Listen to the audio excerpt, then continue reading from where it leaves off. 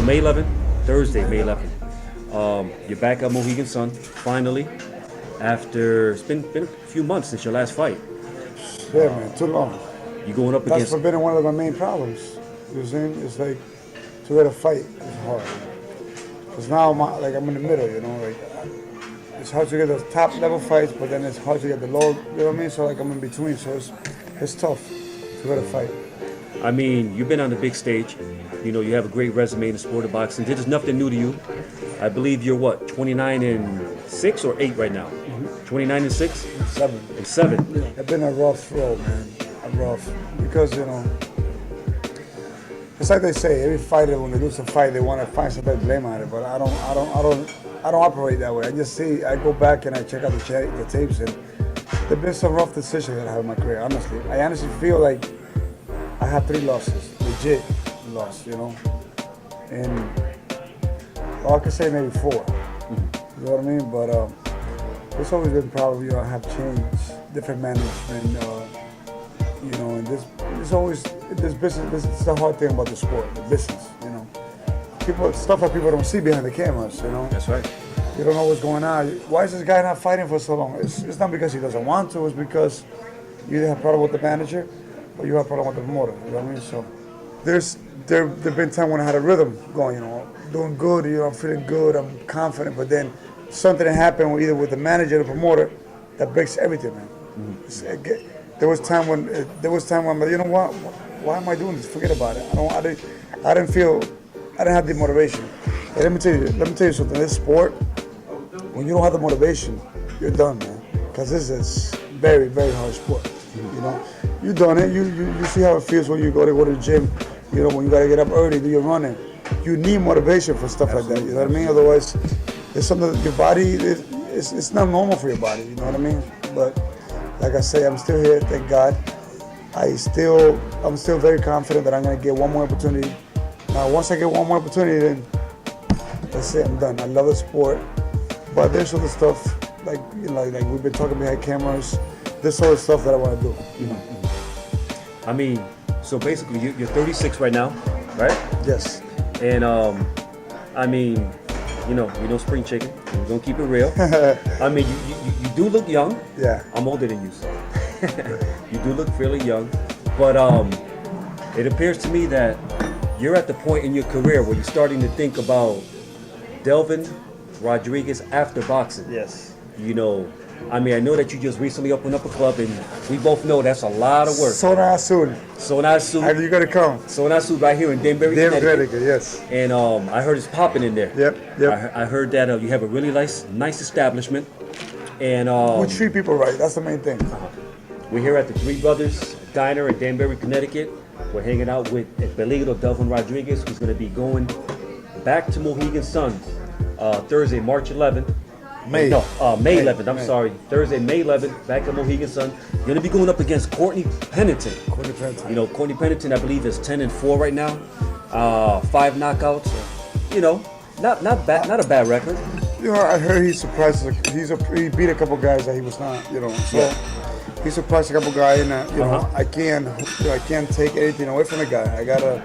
I'm gonna prepare like I always prepare. You know what I mean? Those are the guys that you have to watch out. Those are the guys that are hungry, that are trying to come up, trying to make a name for themselves. So you gotta be prepared. You know.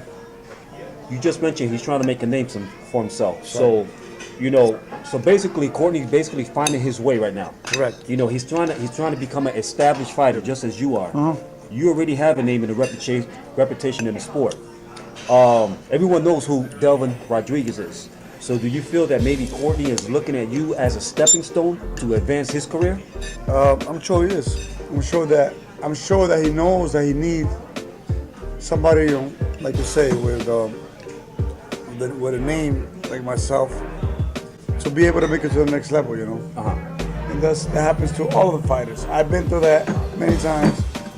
And like I said, those are the guys that are hungry. Those are the guys that I got to prepare like I'm fighting for a championship fight, because this fight I also need. For me to get that fight that I told you, the last fight that I want, you know, the last opportunity, I got to go and beat this guy, you know, not just beat him, but beat him in a way where There's no doubt, convincingly. Convincingly. You know, he was just recently, actually, this past February, he had a fight at Twin River Casino. He fought against, actually a good opponent named Kyrie Gray Pitts. He definitely came in as the underdog. No one thought that Pennington was going to be able to beat Pitts. I seen that fight. Pennington was really aggressive. He put a lot of pressure on him. He kept pressing forward. He was better fighting off the counter more than anything. I mean, he's the type of fighter that sat back and waited for his opponent to respond, and then he will respond with the counter. What do you know about your opponent as of right now? Honestly, first thing I find out about him is that what you tell me now. The guy doesn't have much, online or any place to see about him, but I heard that he's aggressive, like you said, Very aggressive. He's really hyper. Which that's going to make a good fight. I like that. I like those type of guys because they come to fight. So we're going to fight, and we're going to give the crowd a good fight, I don't really know much about him, I don't know his size. I don't know. Like I said, I'm going to prepare like I prepare for every fight. So, you know what I mean? I might try to find out, a couple of things about what his style is. I might try to see what his style is, and then I'll take it from there. But honestly, I'm just preparing for a good fight. So early in the interview, you stated that you feel you have maybe 3 or 4 more fights left in you, and you're looking to land that one big fight, that one big shot, that one big opportunity. Yes. What would that opportunity be for you? Is there a name? Is there a person that you have in mind? I've been talking to Joe DeGuardia. We're looking to fight Demetrius Andrade. I think it'd be a great fight right at the Mohegan. He's from Providence, I'm from over here, so we both meet in the middle. I think it'd be a great fight. We'll definitely have the full house, and that'll be one of the fight that an opportunity that any fighter will want, and especially for me, I think that'll be a great opportunity for myself. Excellent. Now for the title once again. Excellent. I think that would be a great matchup. And not to mention that both of you will draw a really, really nice crowd, because Demetrius can draw a crowd as well. Yeah. And so can you. So I think that would be a really good move for Banner Promotion and Star Boxing maybe eventually at some point trying to formalize that fight. Demetrius went back to Germany and won the belt. He got his belt back. Now I think we can make it happen. I think Joe been talking to me about it. Joe has part of Demetrius as well. So, like I said, he's from Providence. He's from Providence. I'm from here. Like, meet in the middle. And I'm sure we're gonna have a really good crowd. Come support me at Mohegan May 11th. I assure them it's gonna be another good fight. It's gonna be another great night of boxing, because, like I said, my opponent, as you heard, he's the guy that comes forward. That always makes exciting fights. That's what made the fight of the year that I had with Wallach, because he's a pressure fighter. That makes good fights. The guy comes to fight. That was a sensational fight. Exactly. So I have a lot of fans that want to buy tickets, and they're already looking to buy tickets. And I know it's gonna be a good fight. It's gonna be a good night. Where can the fans get tickets at? They can go to Ticketmaster. They go to Casino, Mohegan Casino, online, and the tickets already been sold. Okay. All right. So Thursday, May 11th, Delvin Rodriguez is back at Mohegan Sun with Star Boxing, going up against Courtney Pennington. It's going to be a great action-packed night of fights. It's going to be a really, really stacked card. And we already know when Delvin steps in the ring, they don't call him El Peligro for no reason. Now that I mentioned that, tell me, where does El Peligro come from? I started out in school. When I was in high school, friends of mine, all the friends. I never really, to be honest, I never really believe in nicknames and stuff like that. But what can I do? If they start calling me because they see what I do and the way I was cutting people, there was a time when I was every fight, everybody that I fought, I cut. Somehow I cut them. The friends just started out with that. So I couldn't tell them no, because you know how they say, once you try to get mad about something or tell somebody don't do it, they're gonna do it more. So it just got there, and I said, why not? And That's how it started, pretty much in school. How hard is it to be a boxer? How hard is it to be a professional prize fighter? I mean, you put your body through so much pain, through so much struggle, through so much, stuff in order for you to prepare yourself for all these big fights. I mean, how hard is it to be a professional boxer? It's such a hard sport that if you're not motivated, you're not gonna do. I mean, anybody can be a professional fighter, but are they gonna be any good? Are they gonna be able to fight the top level that I fought? Mm-hmm. That's what the question is. To be able to do that, first of all, you gotta be into it. You gotta be motivated. Maintain discipline. If you don't have discipline, that's boxing is something sport you cannot cheat. Sooner or later, Can't play boxing. Cannot play it. Cannot play boxing, and once you step into the ring, it will definitely show if you did your running. Have you been training? Have you been sparring? I mean, everything will show that night you step into the ring. You know what I'm saying? You cannot cheat it. You cannot tell your coach, "Oh yeah, you know what? Of course I ran. I've been running." It's gonna show that night. Would you say not only is it an exhausting sport, but would you say it's a lonely sport? Like, do you find yourself by yourself at times? Hey, that's a good question. I gotta say that. I've never been asked that question, but that's a very important question, believe it or not. Yes, there's times where you can have the whole world around you and you still feel lonely, because it's only you. It's a one-person sport. You're gonna be by yourself in that ring. You have your coach telling you stuff, but it comes to a time in that ring, it doesn't matter what your coach tells you. Your mind is working. It's all you.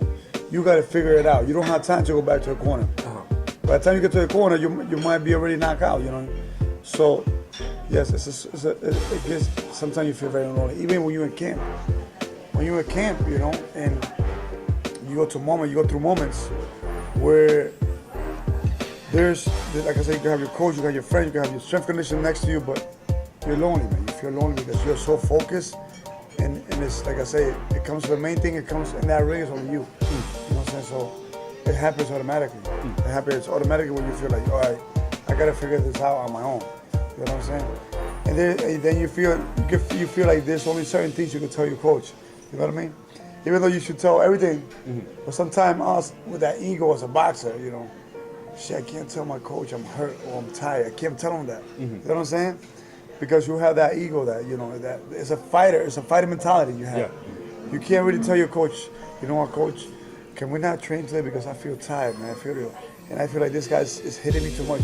You're never gonna say that. You know what I mean? So that right there is like you're on your own. You know what I mean? So stuff like that makes you feel lonely. I go to a lot of training camps.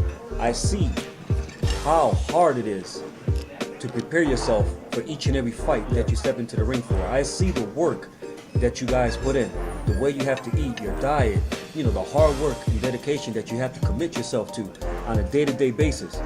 Does that ever get old to you? There have been times when I felt like that, but then again, that happens only because of the motivation. Like, there have been times in my career where there's no reason, no purpose why I'm fighting.